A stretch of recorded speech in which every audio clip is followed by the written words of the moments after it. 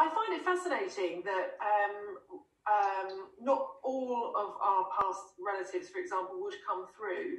Why would that be that, you know, over a course of your life you lose family members and close friends and whatever, and yet you're not necessarily going to see or reconnect with any of them again? Good question. What I find working as a medium, that when I do get a loved one that steps forward, is because there's some sort of close connection with them. So, you know, it's where they've had a relationship or something. But then saying that, I've said that I have had relatives that haven't actually physically been aware of that individual living in their lifetime. So I might have ancestors going back like hundreds of years, but there's a bloodline, there's a connection with them. So the person sitting with me, like, oh yeah, that does sound like my great aunt, or that's very similar to, you know, how my mother acts. You know, there's that sort of connection.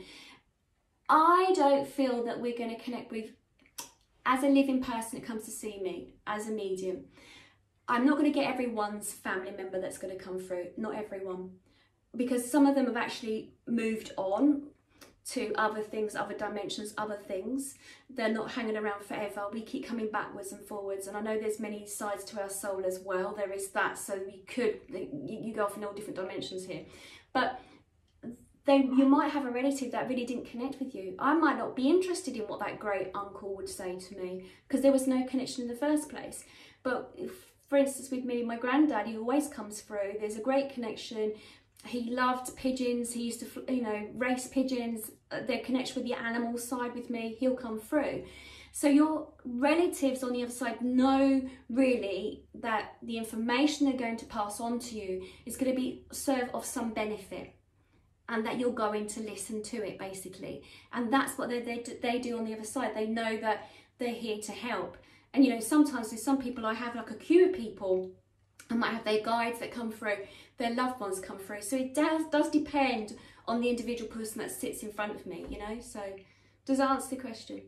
Yeah, can I just ask another one off the back of that? What's the difference between a guide and a loved one, if that makes sense? Okay, good question. Right, so well, I'm hearing there is not much difference, to be honest. So yeah, no, I'll explain. So your guides are, okay, thank you. Your guides are there from the moment that your soul has been created. So to create you as an individual, and we're talking beyond earth plane, we're talking as a soul, that there is like, what shall I say, like a group of guides that are here to assist you. So you might have angels as your guides, you might be on the shamanic side and have like nature guides, you know, you might have fairies as guides. You love, you know, a whole vast array of different types of guides, basically.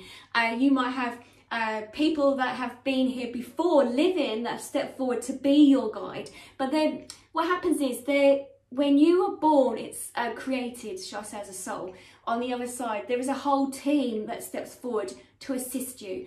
And good question, because when I was doing meditation today, I was showing that from the minute I was like created from a soul perspective, these were going to be my guides. Now, my nan, I found this out today, was meant to be my guide, and it makes sense of, I had a sort of a difficult childhood, shall I say, quite a dysfunctional childhood.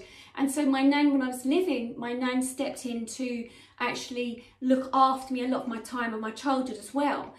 And so it makes sense that, yes, she was my loved one that stepped forward in my lifetime now, but she was appointed to me, to my soul, from the moment I was, you know, the plan had come, right, this is this person, she's going to come through, this soul, this is her life, this time, or whatever.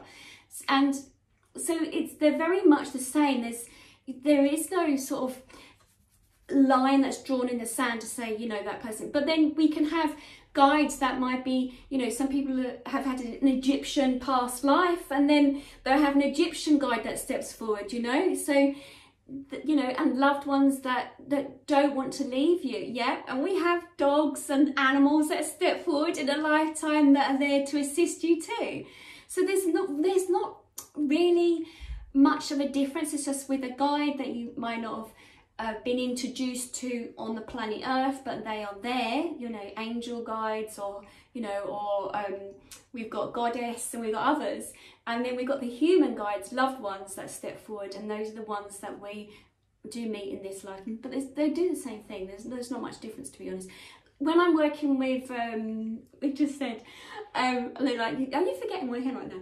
So like one of the guides I have now, called Joseph, he was around when the Essenes were around, going back to Jesus and the apostles and the Old Testament and going all the way back. Now, I've never met him as a human being, not that I think I have at this moment, but he stepped forward to assist me with teaching and other things they want me to do. So that's the sort of difference. I haven't met him in the flesh here living, but I know that he stands by my side assisting me.